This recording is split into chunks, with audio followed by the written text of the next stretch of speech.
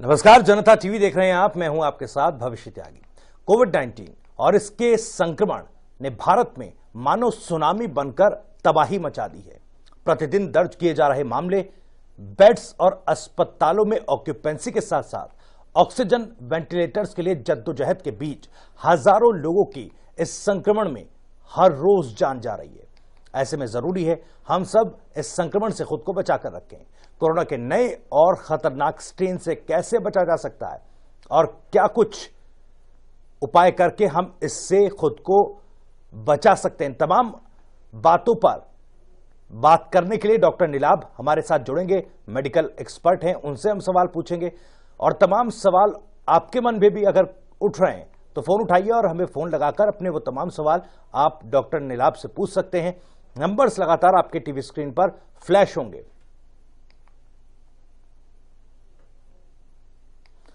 तो कोरोना के new strain के लक्षणों पर हम आपको ग्राफिक्स के जरिए एक रिपोर्ट दिखाते हैं कि आखिर किस तरह के लक्षण इस नए स्ट्रेन में पाए जाते हैं। ये ग्राफिक्स के जरिए हम आपको दिखाने की कोशिश करते हैं। दरअसल कोरोना के नए स्ट्रेन के लक्षण बुखार आता है, सूखी खांसी, थकान होना नए स्ट्रेन के लक्षण है। सरदर्द होना भी नए स्ट्रेन के लक्षण बताए जा रहे हैं। साथ ही साथ अगर आपको कोरोना का नया स्ट्रेन या इसका संक्रमण आप में है तो डायरिया, मांसपेशियों में खिंचाव, त्वचा पर रैशेज होना, स्वाद और गंध का ना पता चलना, सीने में दर्द भी नए स्ट्रेन के लक्षण हैं। पेट में दर्द होना भी नए स्ट्रेन के लक्षण हैं। हाथ पैरों की उंगलियों का रंग बदल जाना, इसके अलावा भ्रम की स्थिति होना, चेहरे और होठों का नीला पड़ना, देखने सुनने में परेशानी होना भी नया लक्षण कोरोना के नए स्ट्रेन का हो सकता है।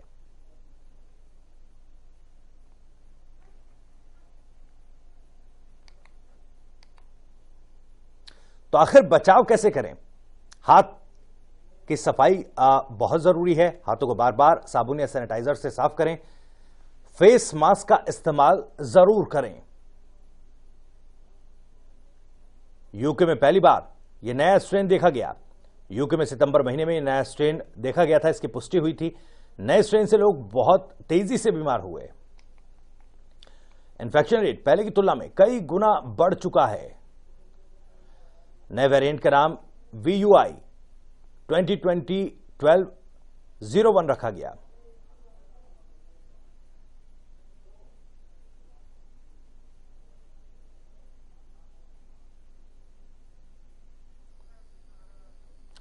तो आपको बता दें कि अगले 1 घंटे हम डॉक्टर नीलाभ से बातचीत करेंगे, तमाम सवालों के जवाब लेंगे, क्योंकि देश भर में कोरोना के नए वेरिएंट ने, नए स्ट्रेन ने तबाही मचा दी है। प्रतिदिन कई लाख मामले रिपोर्ट किए जा रहे हैं। देखिए, पुराने और नए स्ट्रेन में क्या कुछ अंतर है, यह भी देख लीजिए। फर्क सिर्फ वायरस में मौजूद प्रोटीन का है। वायरस इंसानी कोशिका से प्रोटीन के सहारे जुड़ता है। पुराने नए स्ट्रेन में इसी प्रोटीन के प्रकार में बदलाव है। नए स्ट्रेन में यह प्रोटीन आसानी से इंसानी कोशिका से जुड़ जाता है। आसानी से इंसानी कोशिका से जुड़ने पर तेजी से फैला वायरस। नए वेरिएंट के कम से कम 17 रूप बताए जा रहे हैं।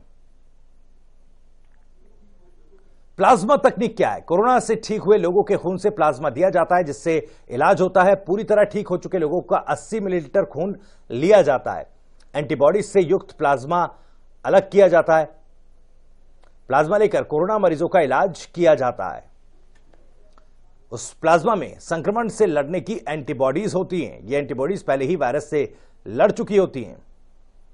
ठीक हुए मरीज से 14 दिन बाद ही प्लाज्मा लिया जा सकता है।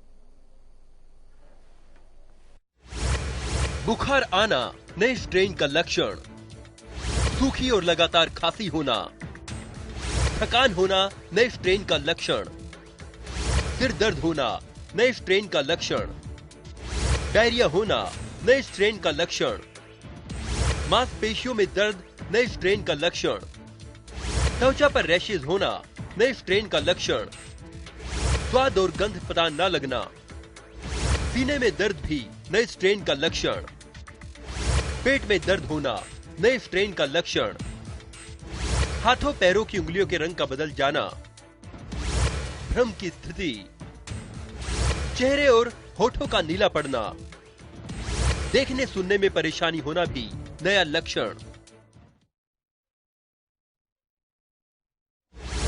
हाथों की सफाई बहुत ही जरूरी है। हाथों को बार बार साबुन से धोएं, लोगों से दूरी बनाए रखें, फेस मास्क का इस्तेमाल करें। यूके में पहली बार नया स्ट्रेन देखा गया। यूके में सितंबर महीने में नया स्ट्रेन देखा गया। नए स्ट्रेन से लोग ज्यादा तेजी से बीमार हुए। इन्फेक्शन रेट पहले की तुलना में कई गुना ज्यादा। नए वेरिएंट का नाम VUI 202012/01 रखा गया है। दोनों स्ट्रेन एक ही वायरस के दो रूप हैं। फर्क सिर्फ वायरस में मौजूद प्रोटीन का है। वायरस इंसानी कोशिका से प्रोटीन के सहारे जुड़ता है। पुराने नए स्ट्रेन में इसी प्रोटीन के प्रकार में बदलाव है। नए स्ट्रेन में यह प्रोटीन आसानी से इंसानी कोशिका से जुड़ता है। आसानी से इंसानी कोशिका से जुड़ने पर तेजी से फैला वायरस। नए वेरिएंट के कम से कम 17 रूप बताए जा रहे हैं। कोरोना से ठीक हुए लोगों के खून से प्लाज्मा लिया जाता है। पूरी तरह ठीक हो चुके लोगों का 800 मिलीलीटर खून लिया जाता है। एंटीबॉडीज से युक्त प्लाज्मा अलग कर लिया जाता है। प्लाज्मा लेकर कोरोना मरीजों का इलाज किया जाता है। उस प्लाज्मा में संक्रमण से लड़ने की एंटीबॉडीज होती है। ये एंटीबॉडीज पहले ही वायरस से लड़ चुकी होती हैं। ठीक हुए मरीज से 14 दिन बाद ही ले सकते हैं प्लाज्मा। एक डोनर के प्लाज्मा का 4 मरीजों में इस्तेमाल। आपने देखा कि क्या कुछ नए स्ट्रेन के लक्षण हैं और किस तरह से इससे बचा जा सकता है, और आखिर नए और पुराने स्ट्रेन में क्या कुछ अंतर है, क्यों आखिर ये नया स्ट्रेन ज्यादा खतरनाक है। नए स्ट्रेन को लेकर आप सभी के मन में भी कई सवाल हैं और इन्हीं सवालों के जवाब के लिए हमारे साथ डॉक्टर नीलाभ अब से कुछ ही देर में जुड़ेंगे। आप भी डॉक्टर नीलाभ से तमाम सवालों के जवाब ले सकते हैं। नंबर्स लगातार आपके टीवी स्क्रीन पर फ्लैश होंगे और हो रहे हैं। तो कोरोना काल में सावधानी जरूरी है। लगातार जनता टीवी आपसे यह अपील कर रहा है कि उन तमाम नियम कायदे कानून का ध्यान रखें जो कि कोविड गाइडलाइंस में बनाए गए हैं। कोविड के इस दौर में मास्क, सैनिटाइजेशन और सोशल डिस्टेंसिंग के जरिए ही खुद को इस संक्रमण से बचाया जा सकता है। हालांकि जिस तरह की आपाधापी और जिस तरह की भीड़ फिलहाल अस्पतालों में है, बेड्स ऑक्यूपाइड हो चुके हैं, ऐसे में लोगों के मन में एक डर भी है कि अगर वो संक्रमित हो गए हैं तो आखिर कैसे उनका इलाज होगा। दरअसल माइल्ड एंड मॉडरेट केसेस के मामलों में लोग किस तरह खुद ही रिकवर कर सकते हैं, इस तरह के सवालों के जवाब भी आपको यहां पर मिलेंगे। और डॉक्टर नीलाभ, मेडिकल एक्सपर्ट, हमारे साथ इस वक्त सीधे जुड़ गए हैं। डॉक्टर नीलाभ, बहुत बहुत स्वागत है आपका। नमस्कार जी। जी डॉक्टर नीलाभ, क्योंकि आज जो स्थिति पूरे देश में है कोरोना के इस नए स्ट्रेन की वजह से, इसका संक्रमण बड़ी ही तेजी के साथ फैल रहा है। सबके मन में कई सवाल हैं कि आखिर इतना खतरनाक, अगर फर्स्ट वेव के मुकाबले हम बात करें तो बहुत ही तेजी के साथ और बहुत ही खतरनाक तरीके से इसने लोगों को अपनी चपेट में लिया है। आपसे समझना चाहेंगे आखिर ये नया स्ट्रेन इतना खतरनाक क्यों है? नए स्ट्रेन में कई प्रॉब्लम आ रही है। जो सबसे बड़ी प्रॉब्लम आ रही है नए स्ट्रेन में वो ये है कि ये RT-PCR टेस्ट निगेटिव आ रहे हैं जी। तो पेशेंट को पता ही नहीं चलता है कि उससे कोविड हुआ और ये सीधा लंग्स में जा रहा है जी। लंग्स में जाने की वजह से लंग्स को काफी ज्यादा डैमेज कर रहा है, लंग्स को इन्फेक्टेड ये कर रहा है कहीं ना कहीं। जी नीलाभ, डॉक्टर नीलाभ इस पर बातचीत जारी रखेंगे, लेकिन एक दर्शक हमारे साथ सोनीपत से रोहित जुड़ गए हैं। रोहित, बहुत बहुत स्वागत है आपका। क्या कुछ पूछना चाहते हैं? मतलब दोनों वैक्सीन लगाने के बाद भी आदमी इफेक्ट हो सकता है इससे, कोरोना से। जी, अगर वैक्सीनेशन के बाद भी कोविड संक्रमित हो सकता है, उसका टेस्ट पॉजिटिव आ सकता है क्या?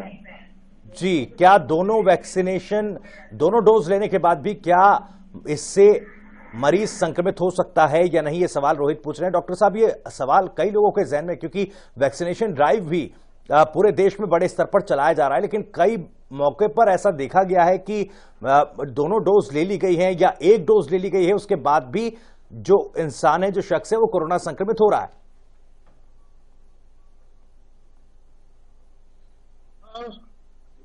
ये आपने वैक्सीन लिया है उसके बावजूद भी हो सकता है ये कौन चीज है, क्योंकि जब वैक्सीन आप देते हैं तो भी यही बोला जाता है कि 70 to 80% लोगों में ही आपको प्रोटेक्शन देगा जी। 70 to 80% से ज्यादा प्रोटेक्शन नहीं होती है।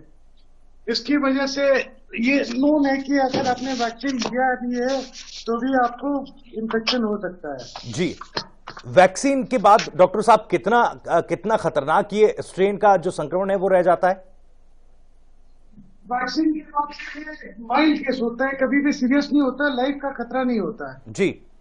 सबसे बड़ी बात यह है कि ये प्रोटेक्शन काफी अच्छा खासा दे देता है जी। तो ये जो पाया गया है कि लोगों को हॉस्पिटलाइजेशन की भी जरूरत नहीं पड़ती है, लेकिन इनकेस अगर हॉस्पिटलाइजेशन की जरूरत पड़ी भी जी, अगर ऑक्सीजन की जरूरत पड़ी भी तो भी लाइफ का कोई रिस्क नहीं आता है। चलिए, तो डेथ थ्रेट कहीं ना कहीं वैक्सीनेशन के बाद कम हो जाता है। एक और दर्शक इंद्रजीत भिवानी से हमारे साथ जुड़ गए। इंद्रजीत, क्या कुछ पूछना चाहते हैं?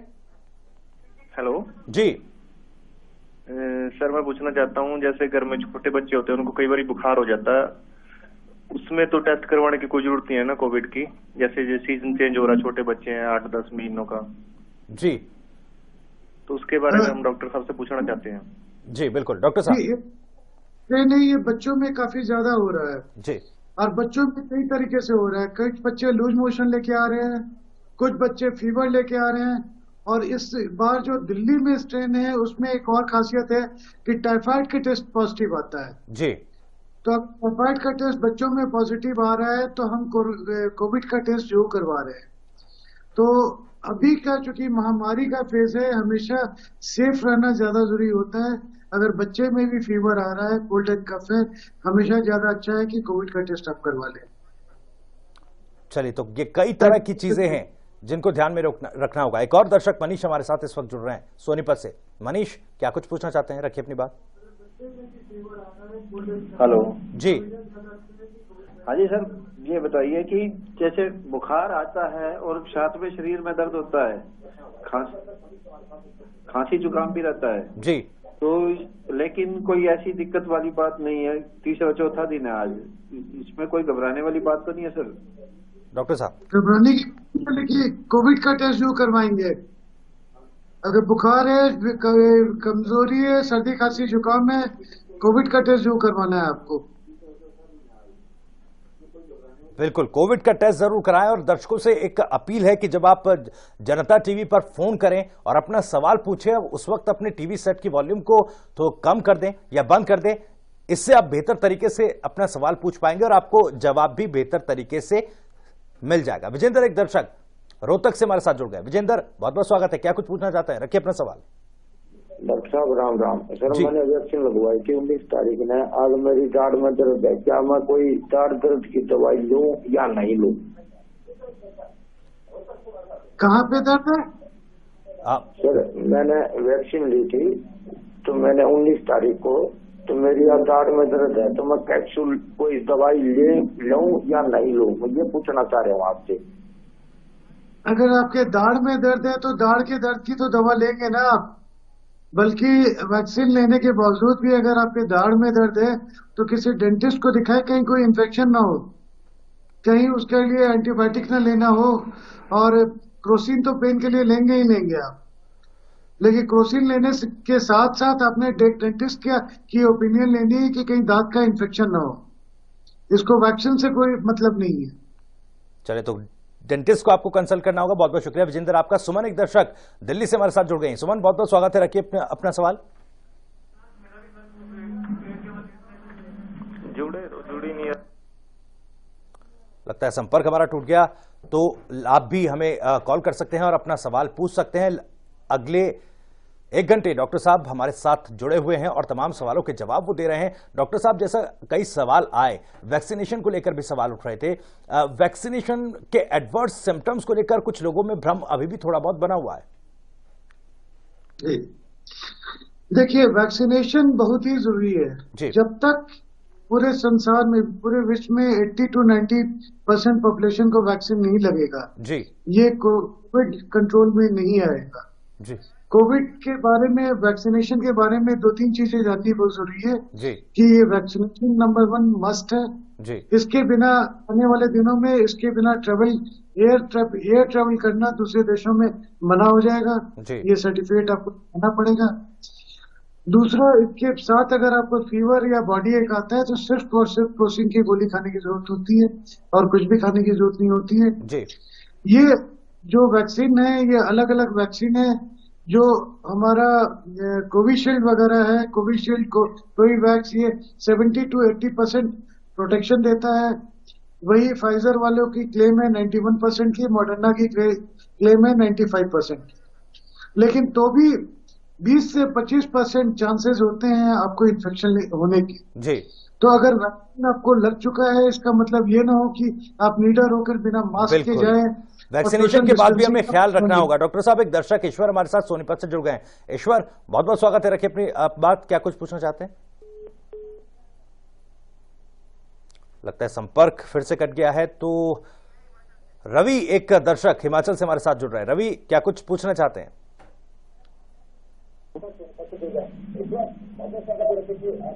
हेलो रवि, क्या मेरी आवाज आप तक पहुंच पा रही है?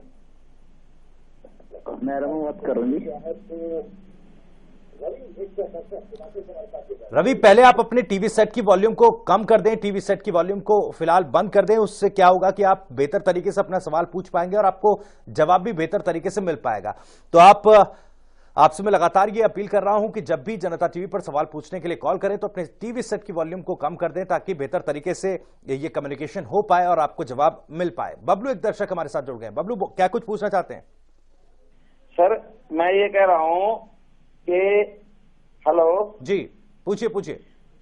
सर, मैं ये कह रहा हूँ जैसे सारे बदन में दर्द होता है जी, और बार बार में यानी कि गला रुकना है, खुश्क है, यानी कि निकाल का बार फ्रैक्चर है, तो वो ठीक है या गलत है? डॉक्टर साहब, देखिए, सारे बदन में आपके दर्द होता है, ये कई बार किसी भी वायरल इन्फेक्शन में हो सकता है जी। लेकिन उसके साथ क्या सिम्टम है, आपको बुखार है या नहीं है। एक चीज और मैं यहाँ क्लियर करना चाहूंगा कि अगर इस वक्त किसी को भी बुखार हो, गला खराब हो, प्लीज पल्स ऑक्सीमीटर जो घर पे रखें और अपना ऑक्सीजन सैचुरेशन जरूर चेक करते हैं जी। अगर बुखार नहीं है, सैचुरेशन ठीक है, सिर्फ गले में आपके मामूली सा खराश है या बदन दर्द कर रहा है तो कुछ नहीं करना होता है, सिर्फ और सिर्फ क्रोसिन की गोली का है। लेकिन जहां कोई और सिम्टम है या सैचुरेशन नीचे आने आए, तुरंत किसी मेडिकल एक्सपर्ट को दिखाएं, अपनी जांचें करवाएं, अकॉर्डिंगली ट्रीटमेंट शुरू करें। चलिए, बहुत बहुत शुक्रिया बबलू, उम्मीद है आपको आपका जवाब मिल गया होगा। विजेंद्र, एक दर्शक दिल्ली से हमारे साथ जुड़ गए हैं। विजेंद्र, बहुत बहुत स्वागत है, क्या कुछ पूछना चाहते हैं?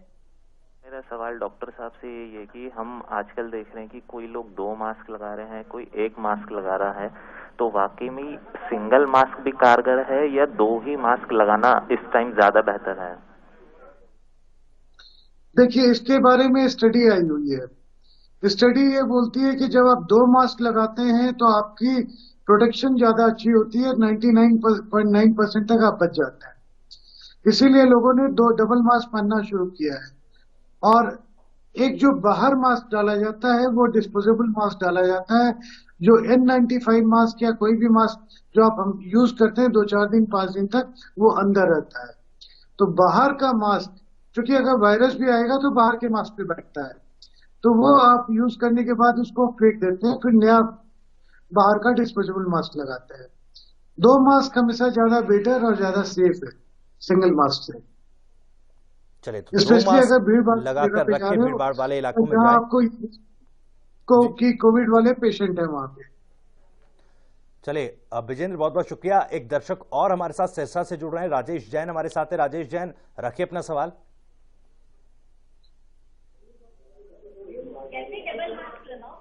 राजेश, क्या आप मुझे सुन पा रहे हैं? हेलो, हाँ जी, सुन पा रहा हूँ जी। राजेश, रखिए अपना सवाल। राजेश, आप अपने टीवी सेट की वॉल्यूम को थोड़ा कम कर दें, उसे बंद कर दें तो बेहतर तरीके से आप सर ये सवाल पूछ पाएंगे। जो ये प्लेटलेट्स कम होना भी कोरोना का एक लक्षण है? देखिए, प्लेटलेट कम होने के कई कारण होते हैं, कई वायरल इन्फेक्शन होते हैं जिसमें प्लेटलेट कम होते हैं। जैसे कि आपको पता होगा कि डेंगू और चिकनगुनिया में भी कम हुआ करता था। इसमें भी जब अगर आपका कोरोना है और कोरोना में ब्लड काउंट्स और प्लेटलेट नीचे, जिसमें हमेशा न्यूट्रोफिल नीचे की तरफ आना होगा, शुरू हो जाएगा, सारे काउंट नीचे की तरफ आने शुरू हो जाएंगे, क्योंकि ब्लड बनना कम होता जाता है इन्फेक्शन में, स्पेशली वायरल इन्फेक्शन में। तो कोरोना में भी पाया गया है कि प्लेटलेट कम हो जाते हैं। बिल्कुल, बहुत बहुत शुक्रिया राजेश आपका अपना सवाल पूछने के लिए, जवाब आपको मिल गया है। एक दर्शक रवि हमारे साथ हिमाचल से जुड़ रहे हैं। रवि, क्या कुछ पूछना चाहते हैं? रखिए अपना सवाल। हेलो रवि, पूछिए अपना सवाल।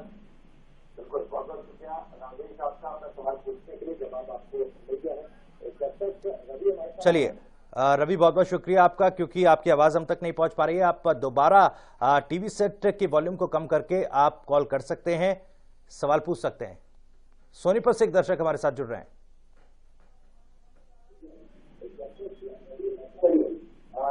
ईश्वर, रखिए अपना सवाल। बुखार होने के 6 घंटे बाद इसका कोरोना का टेस्ट करवाना चाहिए जी। कोरोना, अगर आपको बुखार, बदन दर्द है तो हमेशा 3-4 दिनों के बाद ही टेस्ट करवाना चाहिए, 5वें दिन से, क्योंकि शुरू में वायरस जब वो मल्टीप्लाई करते रहते हैं तो कई बार टेस्ट नेगेटिव आता है। तो ये नहीं कि अगर आपको बुखार हो तो तुरंत जाके आप कोरोना का टेस्ट करवाएं, हमेशा 3-4 दिनों के बाद जाएंगे। 5 दिन से लेकर 10 दिन तक ये पॉजिटिव होने के चांसेस ज्यादा होते हैं। चलिए, एक और दर्शक राजकुमार हमारे साथ जुड़ रहे हैं। राजकुमार, क्या कुछ पूछना चाहते हैं आप? लगता है संपर्क टूट गया है, और मैं एक बार फिर से अपने दर्शकों से अपील करना चाहूंगा कि अगर आप फोन कर रहे हैं, अपना सवाल पूछ रहे हैं, तो कृपया अपने टीवी सेट की वॉल्यूम को कम कर दें, उसे बंद कर दें। इससे बेहतर कम्युनिकेशन के साथ आप अपना सवाल पूछ पाएंगे और बेहतर तरीके से आपको अपना जवाब मिल पाएगा। डॉक्टर साहब, जैसे दर्शक लगातार पूछ रहे हैं टेस्ट को लेकर, लक्षण को लेकर, और क्योंकि देखा गया है कि जब फर्स्ट वेव आई कोरोना की, उसके बाद कुछ गिने चुने जो हैं लक्षण बताए गए थे, लेकिन इस बार कई तरह की बीमारियां और ऐड हो रही हैं, कुछ और कई तरह के लक्षण सामने आ रहे हैं।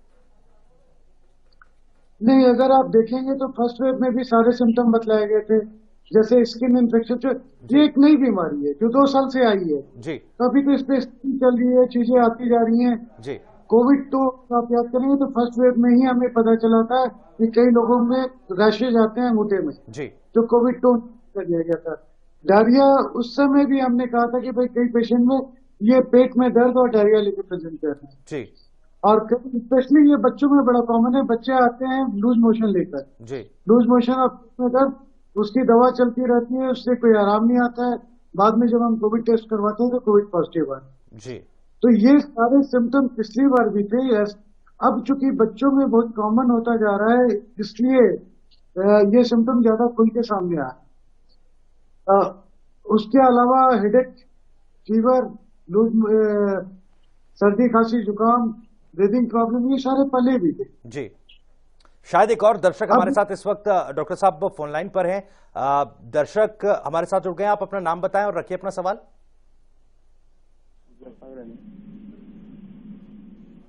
मेरा नाम है सर। हेलो जी, चलिए, आपकी आवाज हम तक नहीं पहुंच पा रही है, आप दोबारा हमें कॉल करके अपना सवाल पूछ सकते हैं। विजय, एक दर्शक रोहतक से हमारे साथ जुड़ गए हैं।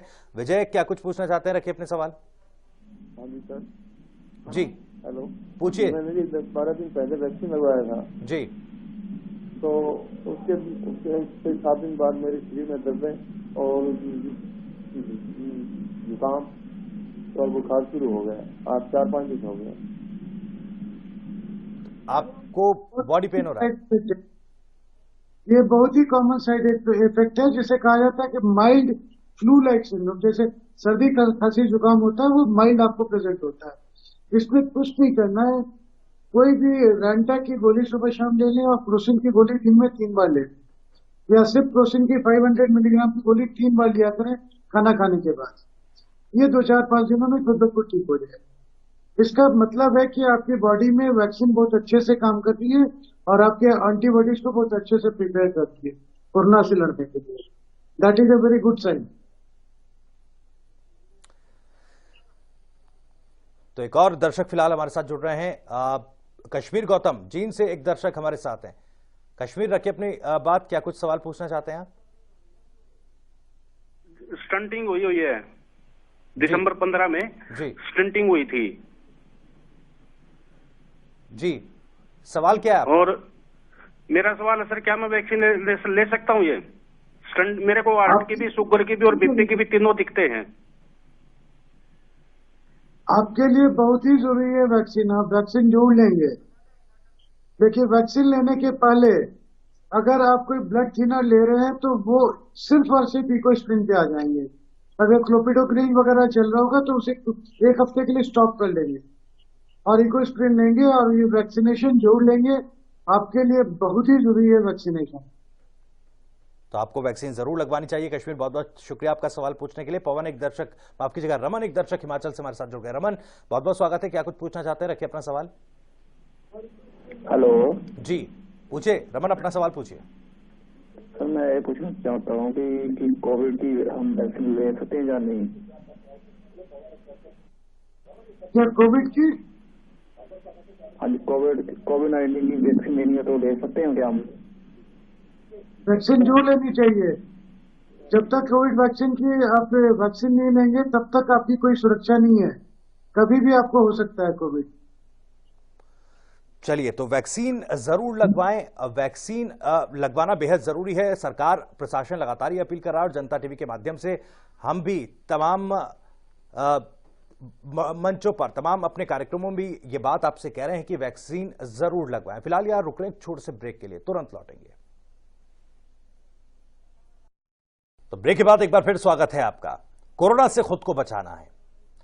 अस्पतालों में बेड्स, ऑक्सीजन और वेंटिलेटर्स की भारी कमी है क्योंकि लगातार दिनों दिन रिकॉर्ड तोड़ मामले जो हैं वो सामने आ रहे हैं। ऐसे में किस तरह खुद का बचाव हम कर सकते हैं, कई सवाल लोगों के मनों में उठ भी रहे हैं। इन तमाम सवालों के जवाब देने के लिए हमारे साथ लगातार डॉक्टर नीलाभ, मेडिकल एक्सपर्ट, जुड़े हुए हैं जो आपके सवालों का जवाब दे रहे हैं।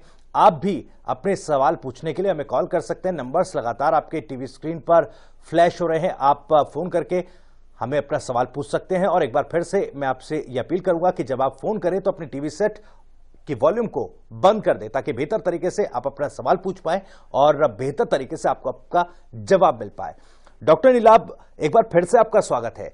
जैसा हम लगातार लक्षणों को लेकर बात कर रहे थे, आप बता रहे थे कि पिछली वेव के बाद भी जो लक्षण, पिछली वेव में जो लक्षण बताए गए थे उस तरह के लक्षण अब भी हैं। हालांकि रिसर्च चल रही है और अलग तरह के मामले भी सामने आ रहे हैं, लेकिन फिलहाल सबके मन में जो एक डर है कि अगर कोरोना संक्रमित हो गए और जिस तरह की खबरें लगातार सामने आ रही है तो अस्पताल नहीं मिलेंगे, बेड्स नहीं मिलेंगे, ऐसा कहीं ना कहीं काफी ज्यादा डर लोगों के बीच है। लेकिन माइल्ड केसेस में किस तरह लोग इससे खुद को सुरक्षित रख सकते हैं, कैसे रिकवर कर सकते हैं, इस बारे में जरा बताएं। देखिए, सबसे पहले तो हम इस पे बात करते हैं कि किस तरीके से हम कोरोना से बच सकते हैं। जी, ये सबसे इम्पोर्टेंट चीज है। अगर कोरोना से हम बचेंगे तो हमें माइल्ड केस तक पहुंचने की नौबत नहीं आएगी। जी, तीन चीजें बहुत इम्पोर्टेंट है जो हमारे माननीय प्रधानमंत्री ने जब लॉकडाउन अनाउंस किया था उसी टाइम बोला था, मास्क बहुत जरूरी है। इस मास्क आपने हर वक्त जहाँ भीड़ भाड़ की जगह पे जा रहे हो वहां पे अपने मास्क पहनना ही पहनना है। Number 1। Number 2, safe distancing, social distancing, कि 2 गज की दूरी आप बाकी लोगों से बना के रखें। जी।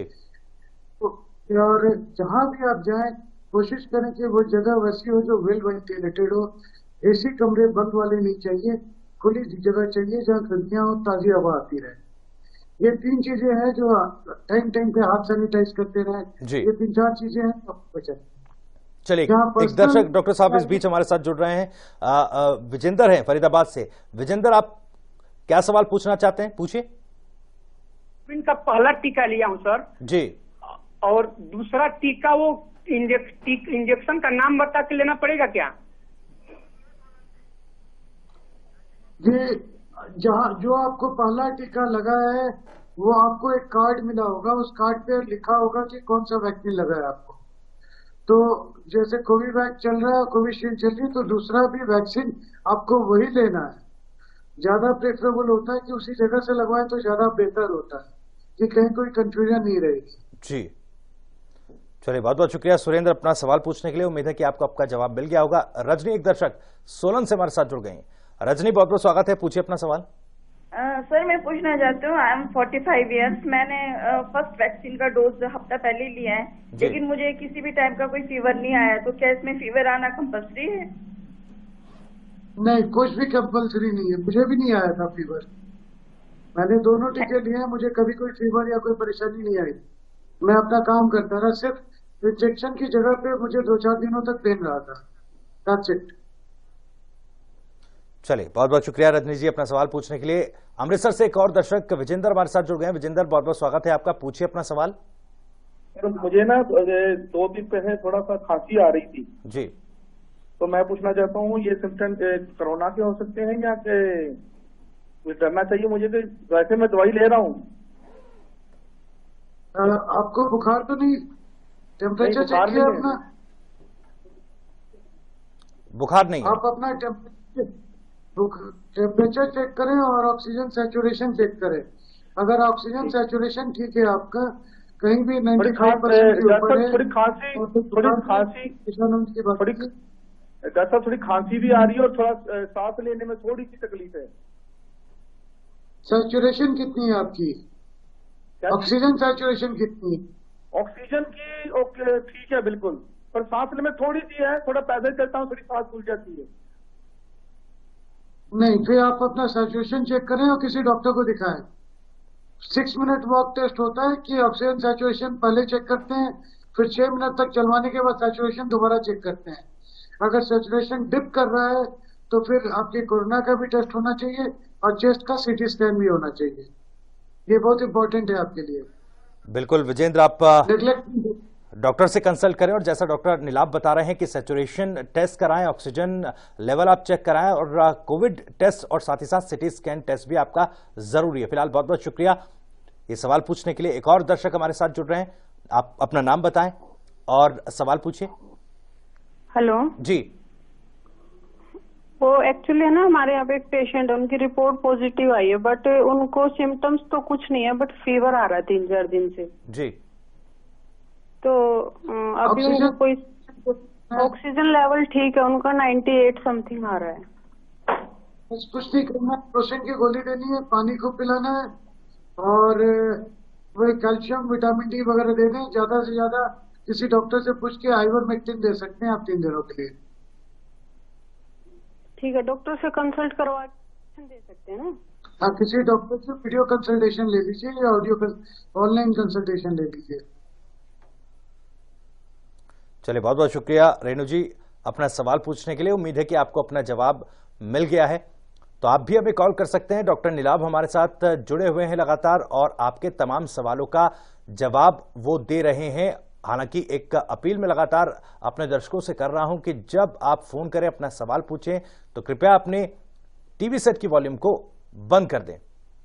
तो कोरोना से कैसे करें अपना बचाव, कैसे इससे खुद को सुरक्षित रखें और इसके लक्षण दिखने पर क्या कुछ आपको करना है, इन तमाम सवालों के जवाब डॉक्टर नीलाभ हमें दे रहे हैं। एक और दर्शक मीनू रोहतक से हमारे साथ जुड़ गई हैं। मीनू बहुत बहुत स्वागत है, क्या कुछ पूछना चाहती हैं, रखिए अपना सवाल। हाँ जी, मैं ये पूछना चाहती हूँ सर कि मुझे अक्टूबर में कोरोना हो गया था जी, तब से जो है मेरे हाथ पैरों में बहुत ज्यादा दर्द रहता है, ठीक नहीं हुआ है और मेरे वैक्सीन मुझे कोवैक्सीन दोनों लग चुके हैं।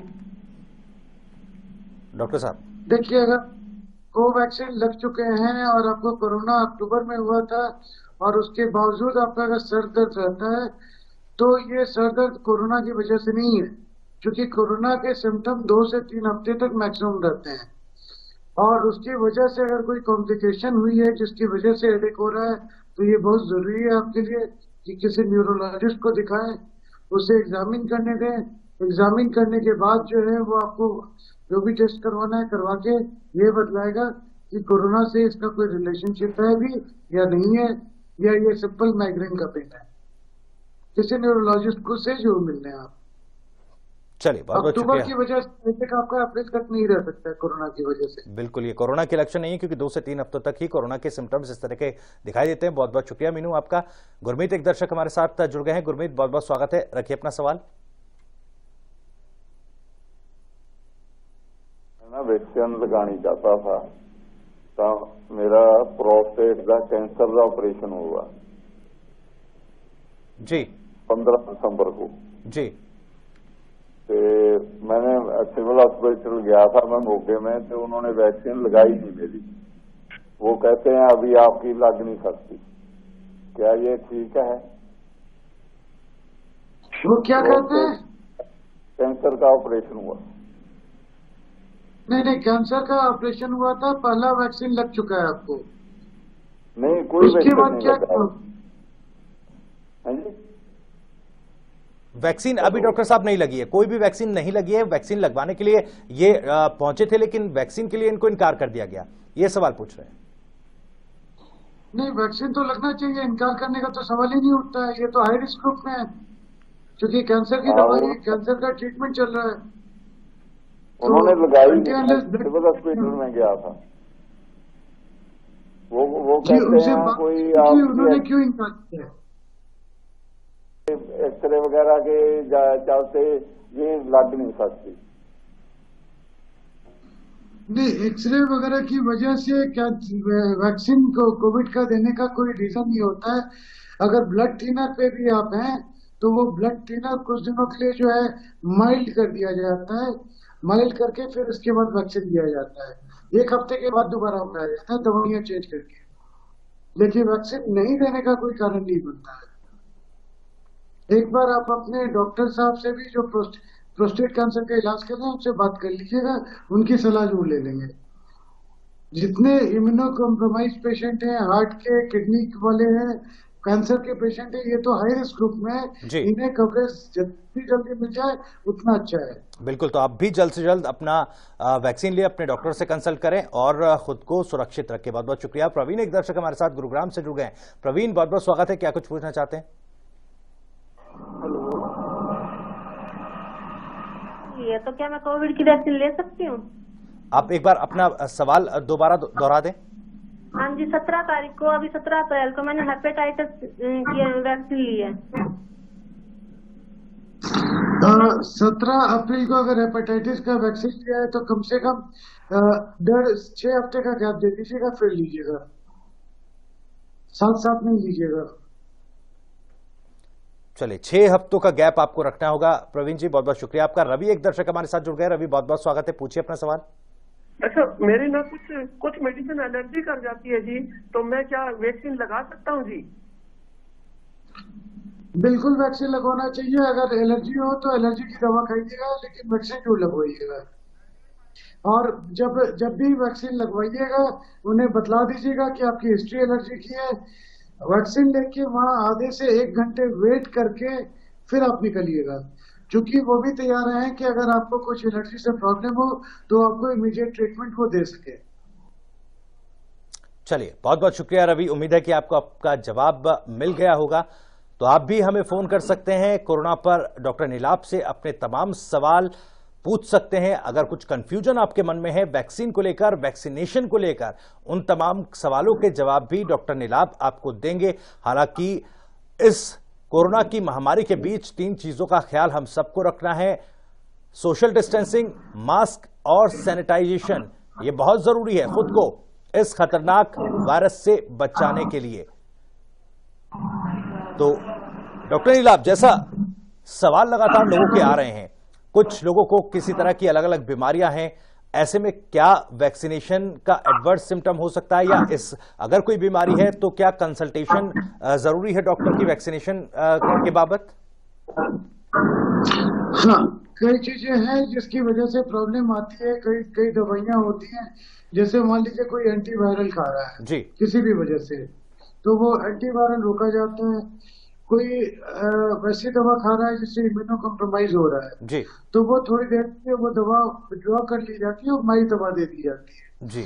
वैसे जैसे टोपिडोग्रिल वगैरह दिया जाता है तो वो दवा कुछ दिनों के लिए होल्ड करके कोई स्प्रिंग पे रख लिया जाता है जी। तो ये बहुत जरूरी, जो डॉक्टर से आप ट्रीटमेंट ले रहे हैं किसी वैसे क्रोनिक प्रॉब्लम के लिए, जैसे हार्ट की हो, किडनी की हो, कैंसर का हो, तो आप डॉक्टर से एक बार जरूर मिलें, उनसे सलाह लें, और उन्हें कोई दवा चेंज करनी होगी तो वो दवा आपकी मॉडिफाई कर देंगे जी।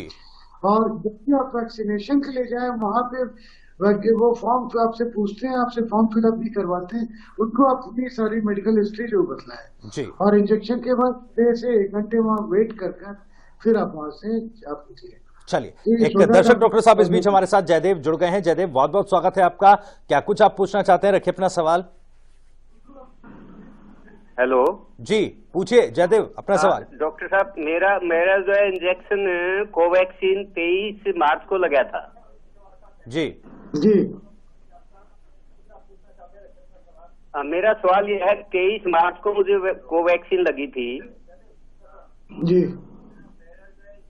जयदेव, आप अपने टीवी सेट की वॉल्यूम को कम कर दें, उसके बाद अपना सवाल पूछें। तो जो है ना, वो अब मैं कोरोना पॉजिटिव हूँ जी, और जो है होम क्वारंटाइन हूँ जी। तो जो है अब ये मेरी वैक्सीन ड्यू है, जो सेकंड डोज है, वो इस हालत में लगवानी ठीक है?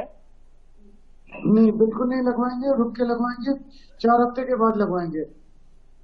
नहीं, 23 मार्च को लगी थी ना पहली डोज। 23 मई के आसपास वैक्सीन लगवाएंगे अपनी। हाँ, तो 4 हफ्ते हो गए ना जी, 4 सप्ताह हो गए, अब वैक्सीन लगवानी चाहिए। मैं होम क्वारंटाइन हूँ, पॉजिटिव हूँ। नहीं, होम क्वारंटाइन है, आप पॉजिटिव हैं, तो जब आपको इन्फेक्शन हुई है तो बॉडी खुद एंटीबॉडी बनाता है वायरस के लिए। तो कई बार होता है, चूंकि स्किन डिफरेंट होती है तो कोई प्रॉब्लम ना हो, इसलिए हमेशा थोड़ा सा 1 महीना रुक के फिर सेकंड डोज दिया जाता है। अगर आप देखेंगे तो कोवैक्सीन का फेज दिया जाता है कि 4 to 8 वीक्स में आप कभी भी लगवा सकते हैं। वैसे कोविशील्ड का होता है, कोविशील्ड का भी सिमिलर है कि 4 to 8 वीक्स के बीच में आप कभी भी लगवा सकते हैं। तो ये ऐसा नहीं है कि 1 महीना पूरा हो गया तो आपने उसी डेट को लगवाना है, बल्कि जो रिपोर्टें आ रही हैं कि जितना लेट किया जा रहा है उतना ही अच्छा रिएक्शन तैयार हो रहा है, उतनी ज्यादा एंटीबॉडीज तैयार हो रही है। चलिए जयवीर, आपको आपका जवाब जरूर मिल गया होगा। बहुत बहुत शुक्रिया सवाल पूछने के लिए। सोमवीर, एक दर्शक पानीपत से हमारे साथ इस वक्त फोन लाइन पर मौजूद है। सोमवीर, रखिए अपना सवाल।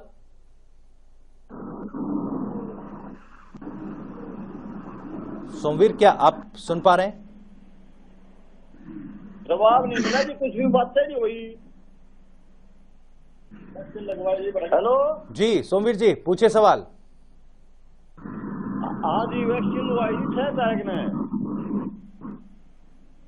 सोमवीर जी, आप दोबारा फोन करिए क्योंकि आपकी जो आवाज है वो हम तक सही से पहुंच नहीं पा रही है। एक और दर्शक हमारे साथ फतेहाबाद से जुड़े हैं, सुनील हमारे साथ है। सुनील, रखिए अपना सवाल।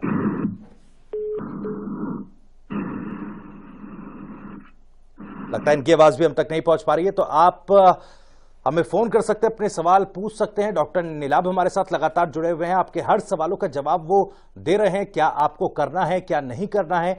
और साथ ही साथ ये अपील में फिर से दोबारा करना चाहूंगा अपने दर्शकों से कि जब भी जनता टीवी पर आप अपना सवाल फोन के जरिए रखें तो आप अपने टीवी सेट की वॉल्यूम को बंद कर दें, कम कर दें, ताकि बेहतर तरीके से आप सवाल पूछ पाएं और बेहतर तरीके से ही आपको उसका जवाब भी मिले। एक और दर्शक हमारे साथ इस वक्त फोन लाइन पर मौजूद है। आप अपना नाम बताएं और पूछिए अपना सवाल। हेलो जी। हेलो जी, पूछिए अपना सवाल। सर, मैं ये पूछना चाहता था, मुझे पहले कोविड हो चुका है जी, 6 महीने पहले, नवंबर में सर जी। तो क्या मुझे वैक्सीन लेनी चाहिए? 6 महीने का टाइम हो गया सर। डॉक्टर नीलाभ, सवाल आवाज बिल्कुल नहीं आ पाई, आप रिपीट करेंगे? 6 महीने पहले इनको कोरोना हुआ था, कोरोना इन्फेक्टेड हुए थे, हालांकि अब ठीक है, लेकिन वो पूछ रहे हैं कि क्या अब ऐसे में उनको वैक्सीन लगवानी चाहिए? बहुत जरूरी है, क्योंकि कई लोग जो है दूसरी बार तीसरी बार भी कोविड के शिकार हुए हैं जी। तो अगर एक बार हुआ है तो ये नहीं है कि ये इम्यून हो गए हैं जी, स्पेशली डॉक्टरों को बहुत कॉमन पाया गया है जी। तो ये बहुत जरूरी है कि अपने आप को वैक्सीनेट करके सुरक्षा कवच डाल लें। बिल्कुल, तो ये बेहद जरूरी है समझना कि अगर आप इन्फेक्टेड हो चुके हैं, रिकवर कर चुके हैं, तो ऐसा जरूरी नहीं कि कोरोना से दोबारा इन्फेक्टेड नहीं होंगे। ऐसे में वैक्सीनेशन बहुत जरूरी है। बंशीलाल, बहुत बहुत शुक्रिया आपका, आपने अपना सवाल पूछा और उम्मीद है कि आपको जवाब भी आपका मिल गया होगा। तो डॉक्टर साहब, जैसा लोगों के मन में अलग अलग इस तरह के सवाल हैं, वैक्सीन लें कि ना लें, कंडीशन से कि अगर पहले हो चुका है, नहीं हो चुका है, इस तरह के कई सवाल हैं। हालांकि एक दर्शक हमारे साथ विजेंद्र इस वक्त जुड़ गए हैं, उनका सवाल पहले ले लेते हैं। वीरेंद्र हमारे साथ है। वीरेंद्र, क्या कुछ पूछना चाहते हैं, पूछिए। नमस्कार डॉक्टर साहब। नमस्कार। मैं आपसे ये पूछना चाहता हूँ कि मेरी 10 साल पहले बाईपास सर्जरी हुई थी जी, और मुझे क्या ये वैक्सीन लेनी चाहिए? बहुत जरूरी है, बिल्कुल लेना चाहिए, बहुत ही जरूरी है आपके लिए। हेलो जी, लेकिन बहुत ही जरूरी है, जरूर लेंगे, लेकिन लेने के पहले आप अपने डॉक्टर से मिलके दवाइयां बतला के पूछ लेंगे उनसे कि दवा तो कोई नहीं बदलनी वैक्सीन के पहले। चलिए वीरेंद्र, आपको दवा ये वैक्सीनेशन जो है ये पूरा करना है, वैक्सीन लेनी है। हालांकि अपने डॉक्टर्स को कंसल्ट करना है कि जो आपका ट्रीटमेंट चल रहा है उसमें कोई दवा में बदलाव तो होना है क्या नहीं होना है, इसका कंसल्टेशन आपको डॉक्टर से करना पड़ेगा। फिलहाल बहुत बहुत शुक्रिया आपका। एक और दर्शक सोनीपत से हमारे साथ जुड़ गए हैं, सोनू हमारे साथ हैं। सोनू, बहुत बहुत स्वागत है आपका। क्या कुछ पूछना चाहते हैं, सवाल पूछिए। Good afternoon sir. जी सर, मैं ऐसे पूछ रही हूँ सर, मान लो जैसे पहले फीवर हो तो क्या हमें वैक्सीन लेनी चाहिए? अगर बुखार है तो अगर बुखार है तो क्या वैक्सीन लेनी चाहिए? नहीं, बिल्कुल नहीं लेनी चाहिए। अगर बुखार है तो पहले बुखार का इलाज करवाएं और ये देखें कि कहीं वो कोरोना ना हो, कोविड ना हो, टेस्ट करवाएं सर। और जब बुखार उतर जाए उसके 5 से 7 दिन के बाद फिर वैक्सीन लीजिएगा। जी बिल्कुल, पहले बुखार का इलाज कराएं, अगर बुखार नहीं उतरता है तो फिर आगे आप कोविड जांच कराएं। बहुत बहुत शुक्रिया सोनू अपना सवाल पूछने के लिए। डॉक्टर नीलाभ, में एक सवाल आपसे पूछना चाह रहा था, क्योंकि वैक्सीनेशन को लेकर अलग अलग लोगों के मन में सवाल उठ रहे हैं। एक सवाल ये भी आता है कि जो हार्ट पेशेंट्स हैं उनको वैक्सीनेशन, क्योंकि कुछ एडवर्स सिम्टम्स अलग अलग देशों में कुछ सिम्टम्स देखे गए हैं, तो क्या हार्ट पेशेंट्स के लिए ये थोड़ा खतरनाक हो सकता है? देखिए, एक्चुअली ये जो हम यूज करते हैं वो इनर्ट स्ट्रेन को यूज करते हैं या उसके प्रोटीन को यूज करके बनाते हैं। तो जो कोविड में जो कॉमन सिम्टम एक पाई जाती है वो होता है कि ब्लड क्लॉट बनाता है। क्योंकि वो ब्लड क्लॉट बनाता है तो नेचुरली जब उसके वैक्सीन आप दे रहे हैं तो ये एक साइड इफेक्ट में रहता है कि एक ब्लड क्लॉटिंग कर सकता है जी, और यही पाया गया है। लेकिन ये 1800 पेशेंट में एक पेशेंट में होता है जी, तो अगर हम रिस्क रेशियो देखें तो ये काफी कम हो गया जी, 0.00 पे आएगा ये, तो that is an acceptable risk जी। इसलिए जो भी हार्ट के पेशेंट होते हैं तो कई दवा दी जाती है उनको ब्लड डाइल्यूट करने के लिए कि कहीं कोई ब्लॉकेट ना हो। इसलिए मैं बार बार बोल रहा हूँ कि अगर आप हार्ट के पेशेंट हैं, बाईपास करवाया है, तो अपने डॉक्टर से जाके मिलें, उनको कंसल्ट करें, उनको बताएं कि भाई वैक्सीन लेना है, ये मेरी दवाइयां आपने लिखी होगी, इसमें कोई बदलाव तो नहीं करना है जी।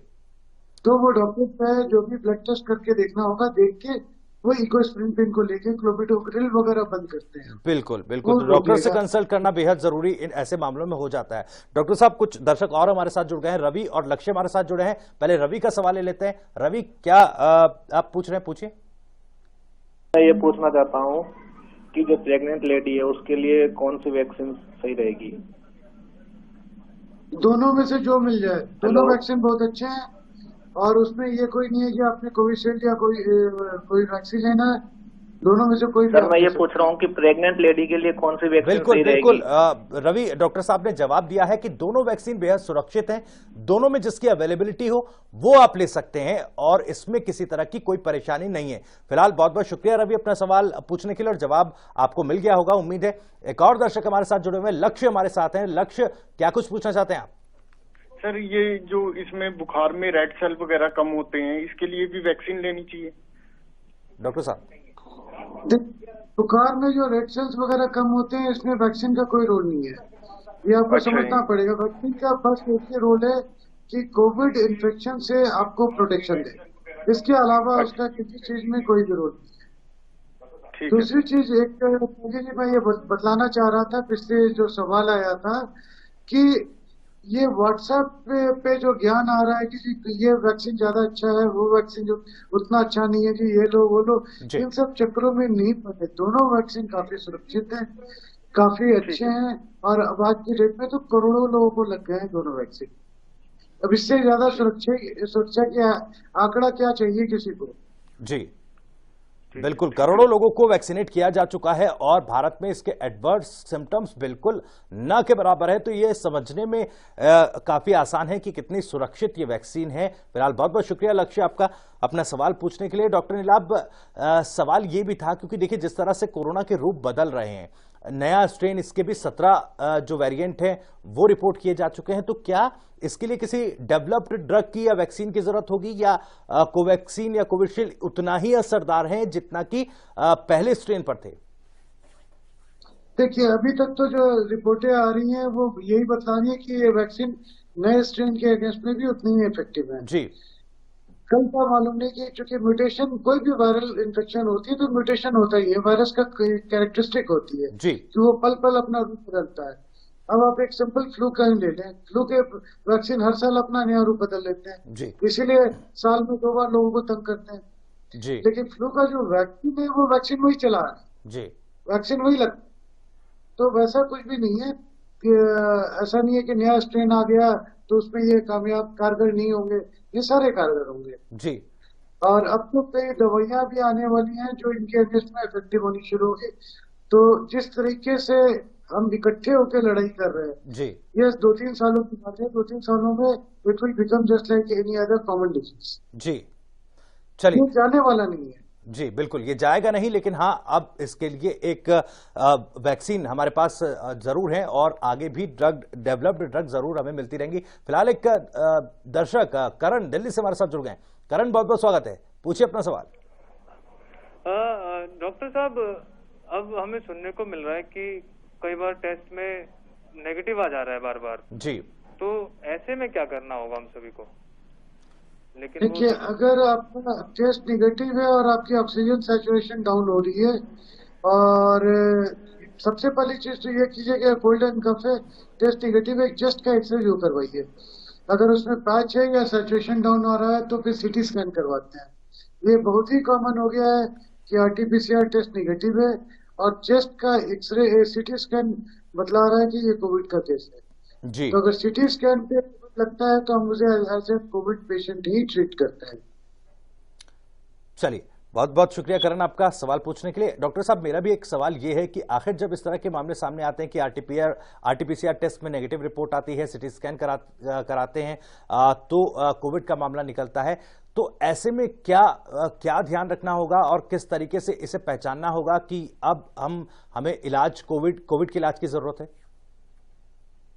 देखिए अगर आपके सीटी स्कैन में लंग्स की इन्वॉल्वमेंट आ रही है जी, सबसे इम्पोर्टेंट है कि आप किसी हॉस्पिटल में हॉस्पिटलाइज हो जाइए, घर पे खुद को ट्रीट करने की कोशिश ना करें जी। जब तक लंग्स अफेक्टेड नहीं है तब तक तो आप घर पे ट्रीटमेंट अपना ले सकते हैं जी।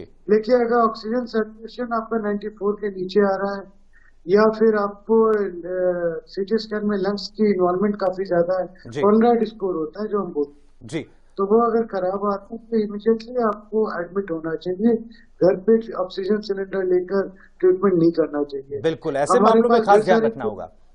जी डॉक्टर साहब, वक्त की मेरे पास कमी है और क्योंकि वक्त अब पूरा हो चुका है, फिलहाल मैं आपको शुक्रिया करना चाहूंगा। तमाम जो जवाब आपने तमाम लोगों को दिए और हमारे भी सवालों को आपने एड्रेस किया, तो जाहिर तौर पर फिलहाल हमें खुद इस मामले में बिल्कुल लापरवाही नहीं बरतनी है। हालांकि सरकार की तरफ से जो गाइडलाइंस जारी की गई हैं उन गाइडलाइंस का पालन करना है, मास्क, सैनिटाइजेशन और सोशल डिस्टेंसिंग का ख्याल रखना है। इसी के साथ साथ किसी भी तरह की कोई लापरवाही जानलेवा साबित हो सकती है, इसलिए सोशल मीडिया और व्हाट्सएप यूनिवर्सिटी पे जिस तरह के फॉरवर्ड्स किए जाते हैं उनसे बचकर आप डॉक्टर को कंसल्ट करें, उनकी सलाह पर अपना इलाज करें। फिलहाल रुक रहे कुछ देर के लिए। नमस्कार, मैं डॉक्टर नीलाभ दिल्ली से बोल रहा हूँ। जैसा कि आपको पता है कि पूरे विश्व में कोरोना वायरस की महामारी चल रही है। कोई भी बीमारी जो होती है, जो भी डिजीज़ होते हैं, उसके 3 स्टेज होते हैं, प्रिकॉशन, प्रिवेंशन एंड क्योर, यानी ट्रीटमेंट। जहाँ तक ट्रीटमेंट का सवाल उठता है वो तो सारे अस्पताल कर रहे हैं, hospitals, doctor, scientist, research workers, ये सारे जुटे पड़े हैं इसका जवाब ढूंढने के लिए, इसका इलाज ढूंढने के लिए। जो आम जनता के हाथ में है वो है प्रिकॉशन और प्रिवेंशन। प्रिवेंशन आपको पता ही है कि मास्क डाल के रखें, किसी चीज़ को अनावश्यक नहीं छुएं, डिस्टेंस मेंटेन रखें, जो सोशल डिस्टेंसिंग बोली जा रही है कि कहीं भी भीड़ नहीं लगाएं, किसी भी दूसरे इंसान से 1 से 1.5 मीटर का डिस्टेंस रखें। जहाँ तक प्रिकॉशन का सवाल उठता है कि प्रिकॉशन हम 2 चीज़ों की ही रख सकते हैं, एक तो अपनी खुद की और दूसरी सोशल डिस्टेंसिंग की, कि आप इन्फेक्शन ना पकड़ें। जहाँ खुद का प्रिकॉशन का सवाल उठता है वहाँ बात आती है इम्यूनिटी की। इम्यूनिटी आपकी जितनी स्ट्रॉन्ग होगी उतना ही बीमारी का भयावह होने में के चांसेस कम होंगे। ये नहीं है कि इन्फेक्शन ही आपको पकड़ेगा, इन्फेक्शन पकड़ेगा, कोरोना वायरस का इन्फेक्शन भी होगा लेकिन वो लाइट होगा। इम्यूनिटी कैसे बढ़ाएं ये हमारे हाथ में है, इसके कई तरीके हैं। मैं आपको सारी चीज़ें एक एक करके पॉइंट वाइज डिस्कस करता चलूँगा और मैं सारी पैथीज सब कुछ की बात करूँगा जहाँ इम्यूनिटी का सवाल उठता है। इम्यूनिटी बढ़ाने के लिए जो सबसे इम्पॉर्टेंट चीज़ होती है वो होता है स्ट्रेस को कम रखना। जितना आपका स्ट्रेस बढ़ेगा उतना ही आपकी इम्यूनिटी डाउन होती जाती है।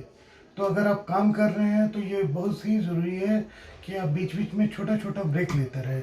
नॉन स्टॉप बैठ के 6 घंटे 8 घंटे 10 घंटे काम ना करें, बीच में ब्रेक लेते रहें और काम करते रहें। जो स्ट्रेस बस्टर्स होते हैं, जो स्ट्रेस को कम करते हैं, वो 3 चीज़ें होती हैं। जैसे मेडिटेशन बहुत ही अच्छा स्ट्रेस बस्टर माना जाता है, जो आपको आपके दिमाग को बिल्कुल कूल डाउन कर देता है और ये मेडिटेशन आपकी इम्यूनिटी को भी बूस्टअप करता है। लाफिंग, हंसना एक बहुत ही अच्छा स्ट्रेस बस्टर्स होता है। चाहे आप घर वालों के साथ बैठ के किसी बात पे हंसें या किसी जोक पे हंसें या कोई कॉमेडी पिक्चर देख के हंसें, लेकिन laughing is a very good stress buster. तीसरा, डांसिंग। जब आप डांस करते हैं, घर पे सब कोई घर पे बैठे हैं, अभी लॉकडाउन का फेज चल रहा है, तो dancing is again a very good stress buster जो आपकी इम्यूनिटी को बढ़ाता है।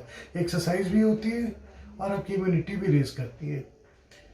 एक छोटी सी रिक्वेस्ट है कि इस वक्त में इंटरनेट, टीवी, मोबाइल इस पे ज़्यादा ना लगे, क्योंकि हमें ये लगता है कि हम इस पे लग के अपना टाइम पास कर रहे हैं, बट ग्रेजुअली जितने भी हम इन न्यूज़ पे जाते हैं ये हमारे स्ट्रेस लेवल को हाई करता है, जो हम घर बैठे बैठे स्ट्रेस को ले रहे हैं।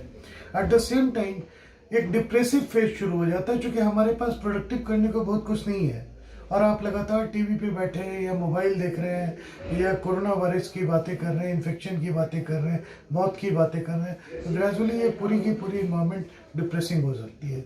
इसे जहाँ तक हो सके आप अवॉइड करें। परिवार वालों के साथ बैठें, हंसें, उनके साथ डांस करें, नई नई हॉबीज़ की प्रैक्टिस करें, मेडिटेशन करें, yoga is again a very good stress buster, जिस पे मैं आगे आऊँगा। दूसरी इंपॉर्टेंट पॉइंट होती है स्लीप। नींद आपकी प्रॉपर होनी चाहिए, जो कम से कम 6 से 8 घंटे की स्लीप कही जाती है। तो अभी तो घर पे ही बैठे हैं, बहुत ज़रूरी है कि आप शाम के वक्त कोई भी एक टाइम डिसाइड कर लें, 9 बजे 10 बजे, उसके बाद टीवी ऑफ करके आप सो जाएं। दिन में भी अगर वक्त मिल रहा है तो दोपहर के लंच के बाद आधे घंटे 1 घंटे या 2 घंटे की स्लीप लें। जब स्लीप जो होती है वो इनएक्टिविटी का फेज़ नहीं होता, ये वो फेज़ होता है जब आपका बॉडी रिपेयर कर रहा होता है खुद को, और जब बॉडी रिपेयर होती है तो नेचुरली हमारी इम्यूनिटी का लेवल हाई होता चला जाता है। तीसरा इंपॉर्टेंट पॉइंट होता है रेगुलर एक्सरसाइजेज। रेगुलर एक्सरसाइजेज में मैं योगा और प्राणायाम की बात जरूर करना चाहूँगा। योगा और प्राणायाम साइंटिफिकली प्रूवन है कि आपकी इम्यूनिटी को बूस्ट करता है, तो जहाँ आपकी बॉडी को फिट रखता है उसके साथ साथ आपकी इम्यूनिटी को भी ये रेज देता है। डांसिंग मैंने पहले ही बात करी, आप घर के कमरे के अंदर ही चलना शुरू करें, थोड़ी थोड़ी करके, थोड़ा बहुत जो भी आप एक्सरसाइज कर सकते हैं। एक्सरसाइज बहुत ही अच्छा स्ट्रेस बूस्टर है जो बॉडी की ओवरऑलिंग करता है। चौथा इंपॉर्टेंट पॉइंट होता है इम्यूनिटी बढ़ाने के लिए एंटीऑक्सीडेंट्स। जब हम एंटीऑक्सीडेंट्स की बात करते हैं तो उसमें 3 विटामिन आते हैं, विटामिन ए, विटामिन सी और विटामिन ई, जो इम्यूनिटी को बूस्ट करते हैं। हाँ जी। और विटामिन ए की अगर हम बात करते हैं तो विटामिन ए जो नॉर्मली पाया जाता है अच्छे खासी मात्रा में वो है कॉड लिवर ऑयल, अंडा, ऑरेंजेस, येलो वेजिटेबल्स, जितने भी येलो वेजिटेबल्स होते हैं, फ्रूट्स, येलो फ्रूट्स जैसे मैंगो, आम में बहुत ही ज़्यादा विटामिन ई की मात्रा होती है। ब्रोकली, पालक का साग, ये सारे विटामिन ई के बहुत अच्छे सोर्स होते हैं। अगर विटामिन सी की हम बात करते हैं तो वो ऑरेंजेस में काफ़ी अच्छी मात्रा में मिलते हैं, नींबू में प्रचुर मात्रा में मिलते हैं, चेरीज हो गए, मिर्च हो गई, चिली पेपर कहा जाता है, अमरूद, एक अमरूद में 126 मिलीग्राम विटामिन सी होता है जो एक दिन के लिए सफिशिएंट होता है। तो अगर आप रोज़ एक अमरूद खाते हैं तो आपको अलग से विटामिन सी लेने की ज़रूरत नहीं होती है। कीवी हो गया, ब्रोकली हो गया, ये सारे काफ़ी रिच सोर्स है विटामिन सी के। विटामिन ई की बात करें तो वो सनफ्लावर ऑयल हो गया, आलमंड्स हो गया, पीनट्स हो गए, एवोकाडो हो गए, ट्राउट्स हो गए, सैल्मन फिश हो गई, अमरूद हो गया, कीवी हो गया, कैश्यू नट्स, ये सारी चीज़ें हैं, बेरीज, ब्लैकबेरीज, क्रैनबेरीज, ये सारे काफ़ी रिच सोर्स हैं विटामिन ई के। नॉर्मली बोला जाता है कि अगर एक मुट्ठे में जितना आता है, अगर उतनी आप आलमंड्स, कैश्यू नट्स ये लेके खाते हैं तो that is more than sufficient for vitamin E. इतना आपको रोज़ खाना चाहिए, एक मुट्ठे के बराबर। वैसे ही जो नेचुरोपैथ वाले हैं वो इस चीज़ को बतला रहे हैं कि च्यवनप्राश बहुत अच्छा सोर्स है आपकी इम्यूनिटी को बूस्ट करने के लिए, क्योंकि वो कई सारे हर्ब्स से बनता है जो आपकी इम्यूनिटी को नेचुरली बूस्ट करते हैं। मल्टीविटामिन की गोलियां आती हैं, तो ये सारी चीज़ें हैं जिससे आप अपनी इम्यूनिटी को बूस्ट कर सकते हैं, जिससे नंबर 1 इन्फेक्शन होने का रिस्क भी थोड़ा कम होगा, और अगर इन्फेक्शन होगा तो उसका सीवियर होने का रिस्क थोड़ा कम हो जाएगा। इस टाइम में बस इतना ही। Stay safe, maintain distance and remain healthy.